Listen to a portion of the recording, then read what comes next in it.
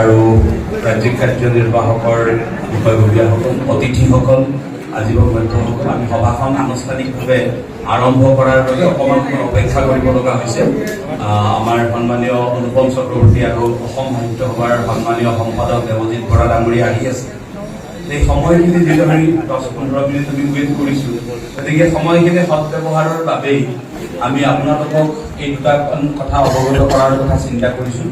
আপোনালোকে গম পায় যে আমি হঠাৎ যোৱা 31 জুলাই তাৰিখৰ পৰা আমাৰ অসমৰ কিছু শিক্ষকৰ এটা সমস্যা উদ্ভৱ হৈছে। এটা নাছুট কাণ্ড অসম চৰকাৰে সমাপন কৰিছে।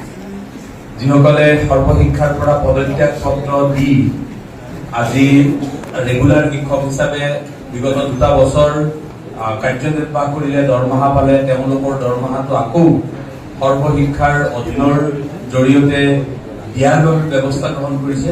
এই ব্যৱস্থাটোৰ আমি সম্পূৰ্ণৰূপে বিৰোধিতা কৰি ইতিমধ্যে যোৱা 7 তাৰিখে আমি এটা কাৰ্যসূচী কৰিছোঁ। সকলোৱে আপোনালোকে সফল কৰিছে, তাতে ধন্যবাদ জনাইছোঁ। আৰু আমি শিক্ষামন্ত্ৰী ডাঙৰীয়াৰ সৈতে আলোচনা কৰিছিলোঁ, আলোচনাটো বিফল হৈছে, এই কথাও আপোনালোকে গম পাইছে। আমি এই কথাখিনি যোৱাকালি সংবাদ মাধ্যমে কিছু কথা প্ৰকাশ কৰিছোঁ, নিশ্চয় আপোনালোকে অৱগত হৈছে যে শিক্ষামন্ত্ৰীয়ে যি প্ৰতিশ্ৰুতি দিছিল বা যি আমাক আশ্বাস দিছিল, গোটেইখিনি আশ্বাস মিছা প্ৰমাণিত হৈছে। তেওঁ কৈছিল আমাৰ হেড পৰিৱৰ্তন নহয়, তেওঁ কৈছিল সকলো ব্যৱস্থাপনা একেই থাকিব, কিন্তু এইবোৰ ইতিমধ্যে সলনি হৈ গৈছে। যাৰ কাৰণে আমি সংগ্ৰামখন অতি তীব্ৰ গতিত আগবঢ়াই নিয়াৰ কাৰণে আমি বাধ্য হৈ পৰিছোঁ। কাৰণ এটাই, এইটো হ'ল যে আমাৰ অসমত পুৰণি বহুত ইতিহাস আছে।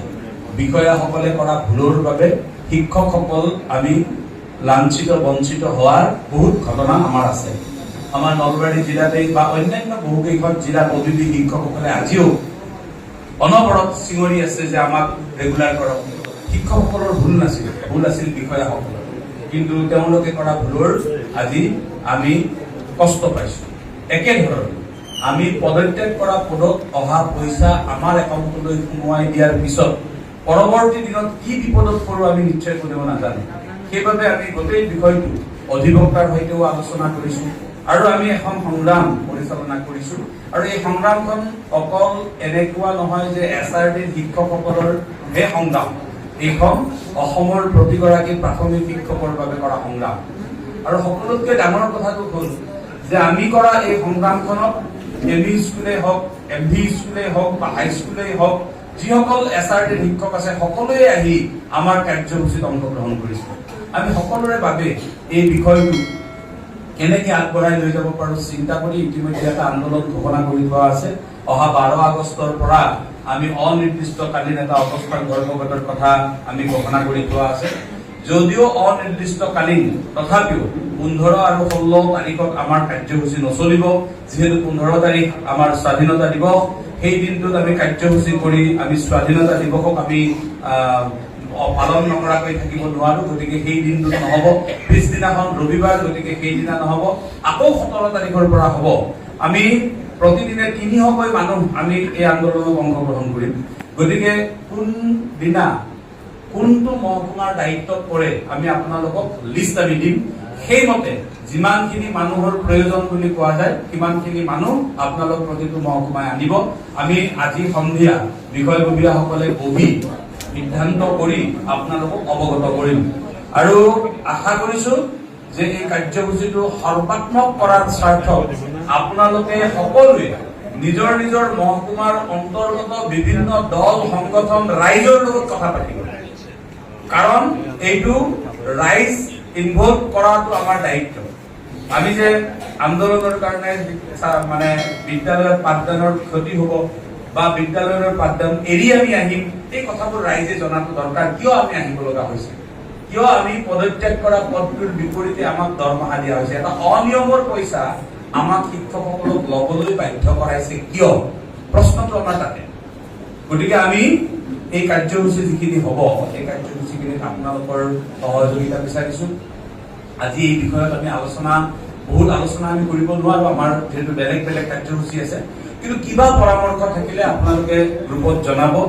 আৰু মই আজিৰ এই সভাতে আপোনালোকক অনুৰোধ কৰিম যে আজিৰ পিছতে আমাৰ নৱনিৰ্বাচিত সম্পাদকে আমাৰ গ্ৰুপবোৰ সলনি কৰিব, ৰিষ্ট্ৰাকচাৰ কৰিব। পুৰণিসকল অসমত পুৰণি বহুত ইতিহাস আছে। বিষয়াসকলে কৰা ভুলৰ বাবে শিক্ষকসকল আমি লাঞ্ছিত বঞ্চিত হোৱাৰ বহুত ঘটনা আমাৰ আছে। আমাৰ নলবাৰী জিলাতে বা অন্যান্য বহুকেইখন জিলাত অভিজ্ঞ শিক্ষকসকলে আজিও অনবৰত চিঞৰি আছে যে আমাক ৰেগুলাৰ কৰক। শিক্ষকসকলৰ ভুল আছিল বিষয়াসকলৰ, কিন্তু তেওঁলোকে কৰা ভুলৰ আজি আমি কষ্ট পাইছো।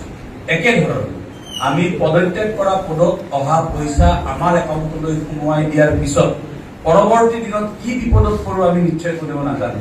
সেইবাবে আমি গোটেই বিষয়টো অধিবক্তাৰ সৈতেও আলোচনা কৰিছো আৰু আমি এখন সংগ্ৰাম পৰিচালনা কৰিছো।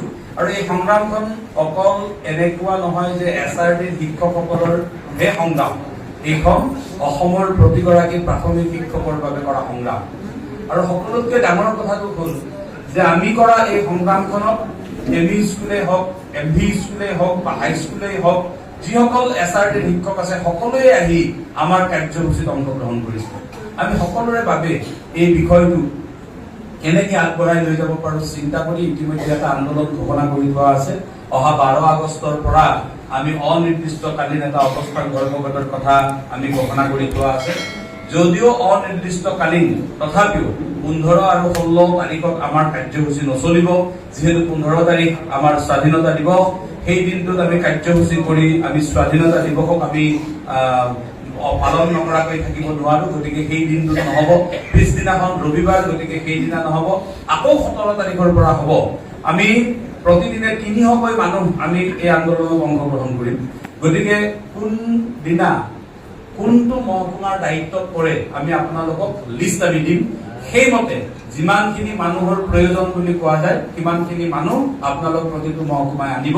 আমি আজি সন্ধিয়া বিষয়ববীয়াসকলে বহি সিদ্ধান্ত কৰি আপোনালোকক অৱগত কৰিম আৰু আশা কৰিছো যে এই কাৰ্যসূচীটো সৰ্বাত্মক কৰাৰ স্বাৰ্থত আপোনালোকে সকলোৱে নিজৰ নিজৰ মহকুমাৰ অন্তৰ্গত বিভিন্ন দল, সংগঠন, ৰাইজৰ লগত কথা পাতিব। কাৰণ এইটো ৰাইজ ইনভলভ কৰাটো আমাৰ দায়িত্ব। আমি যে আন্দোলনৰ কাৰণে মানে বিদ্যালয়ৰ পাঠদানৰ ক্ষতি হ'ব বা বিদ্যালয়ৰ পাঠদান এৰি আমি আহিম, এই কথাবোৰ ৰাইজে জনাটো দৰকাৰ। কিয় আমি আহিব লগা হৈছে, কিয় আমি পদত্যাগ কৰা পদটোৰ বিপৰীতে আমাক দৰমহা দিয়া হৈছে, এটা অনিয়মৰ পইচা আমাক শিক্ষকসকলক ল'বলৈ বাধ্য কৰাইছে কিয়, প্ৰশ্নটো আমাৰ তাতে। গতিকে আমি এই কাৰ্যসূচী যিখিনি হ'ব, এই কাৰ্যসূচীখিনিত আপোনালোকৰ সহযোগিতা বিচাৰিছো। আজি এই বিষয়ত আমি বহুত আলোচনা আমি কৰিব নোৱাৰো, আমাৰ যিহেতু বেলেগ